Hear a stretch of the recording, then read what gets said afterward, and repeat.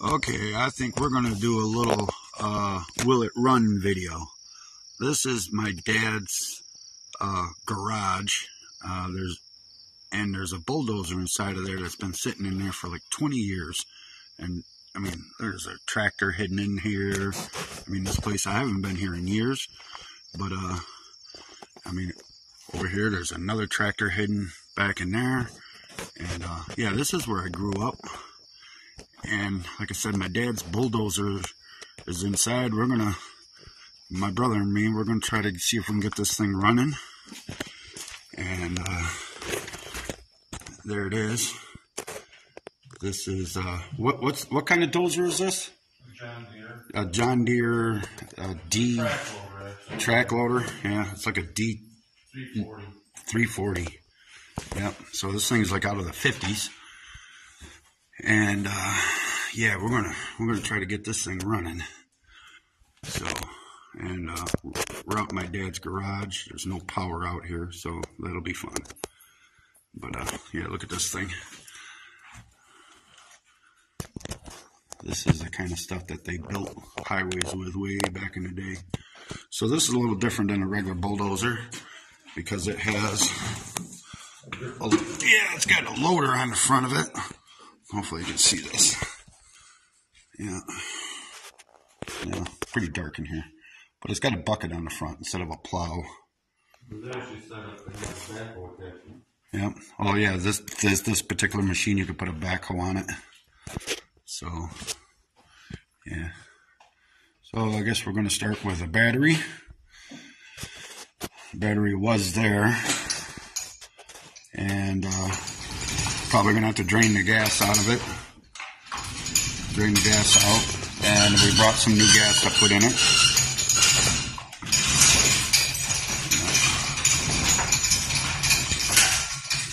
So, well, get busy here, and I'll take videos as I go along. So, obviously we're going to start with the gas and see what's going on with that. And so I looked down at the settlement bowl. I was going to pop it off, but it's completely empty down there. So then we look down into the gas tank itself. It is bone dry. I don't know if I can get down in there, if you can see it or not. It's pretty dry, but there's a little bit of settlement down in there. It looks a little bit tar, but it's in a very, very low spot. So we're just going to add some fuel to it and see if we can get some fuel to the curb.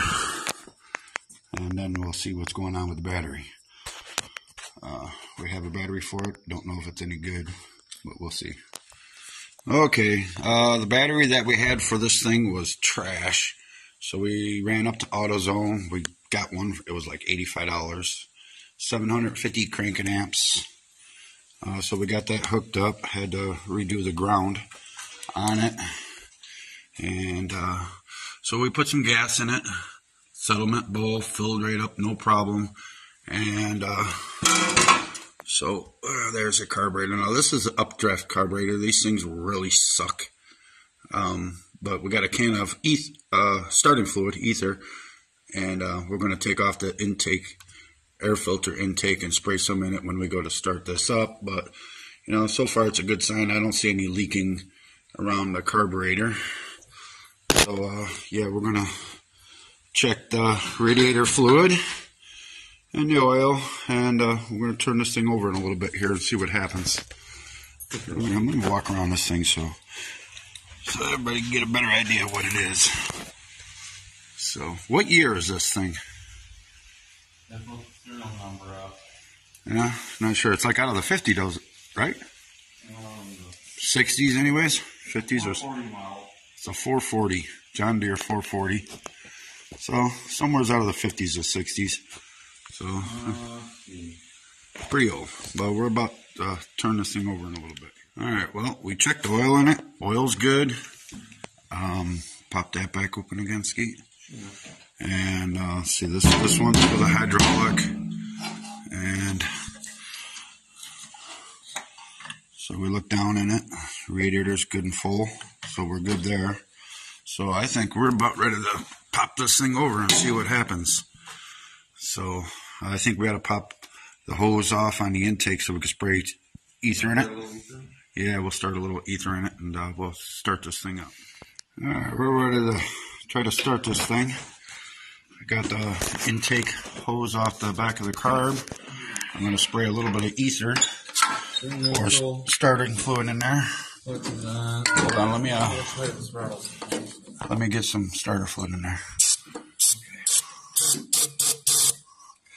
That should be good.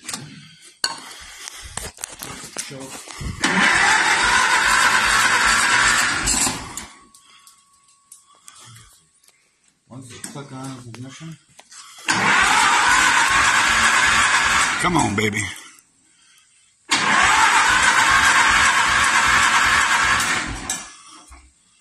Yeah, that's your throttle.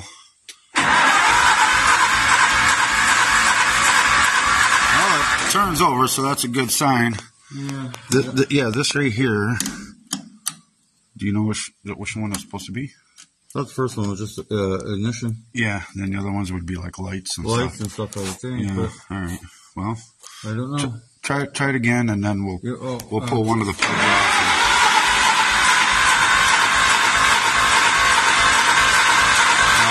Doesn't look like you're. Let's check the spark. All right. Okay, we're working on the spark situation. I took off the rotor cap there, and we checked out the points and everything. They seem clean. And so the other thing is, you can see the coil is up there, and you want to make sure that you're getting power to the coil. And we didn't have all the tools that we need, so we actually made ourselves a little makeshift test light. And we checked that out. We do have power going to the coil. So I guess the next thing is we're going to pull a plug wire off, stick a spark plug in, and see if we got some spark.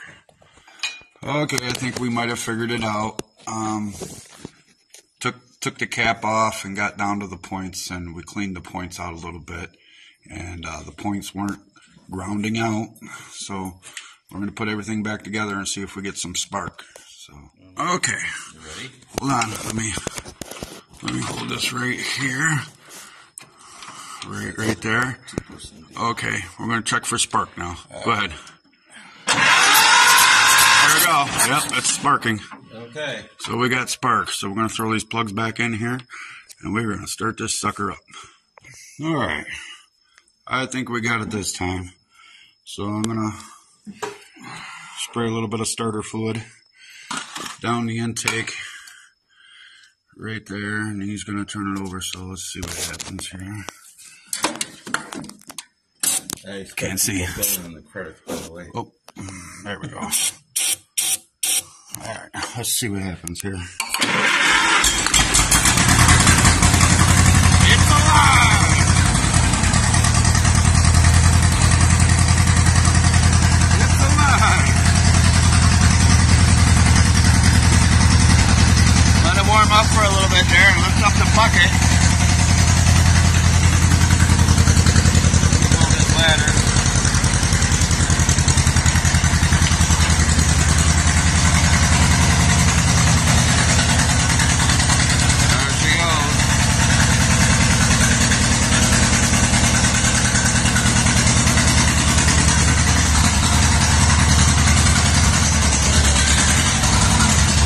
I got some stuff behind you. Well, that looks right up there, doesn't it? Let me, oh, there you go. Oh, everything seems to be ready to put that back on. Look for leaks here.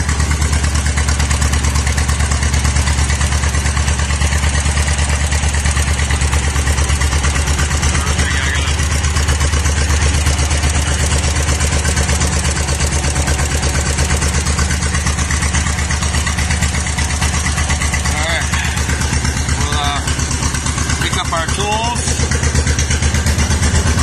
clean everything out of the way. Let's see if we can get this thing moved.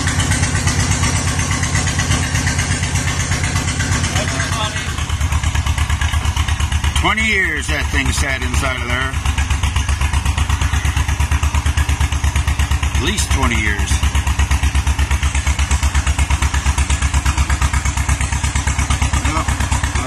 surprised how easy it was to get this thing running. You know, it just goes to show they don't make stuff like they used to.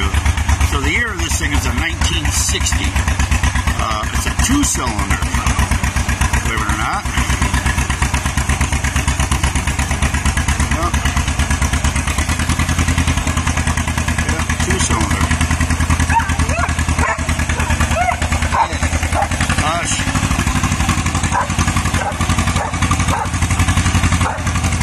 Oh yeah, I think he's still trying to figure out all the gears.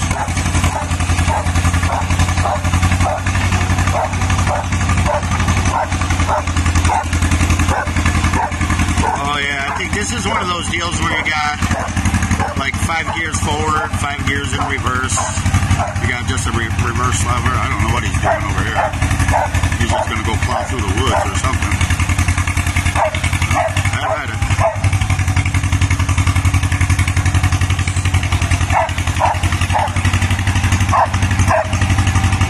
Bindi, hush.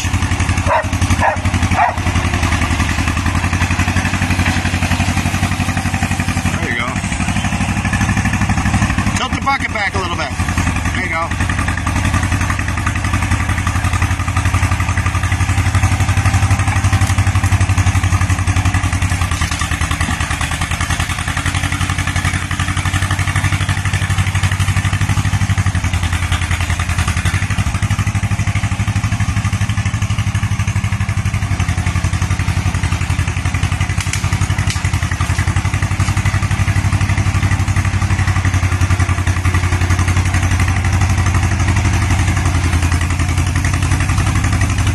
Do a little more video here after he gets this thing turned around.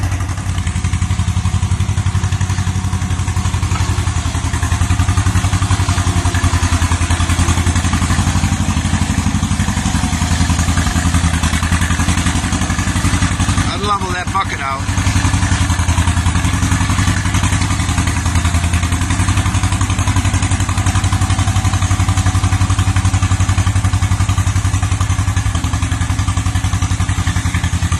So the story with this dozer, my dad got it way back in probably early 80s, and he had completely taken this thing apart, rebuilt the engine, and put all new clutch plates and everything in it. I know all the tracks, they came off of a donor dozer. Those were all replaced, but yeah, just back in the early 80s, this thing looked like brand new. So yeah, I mean, he used this around the house where I grew up for years. Did all kinds of stuff with this. You know, and up here in New York, we get some pretty good snow, so I remember this thing plowing the driveways a good many times. Come on, Skeet, rev that thing up. You're babying it.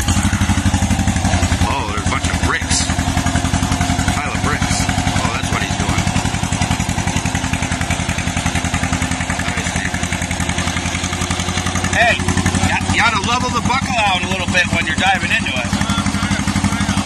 Oh, trying to rake it? Okay.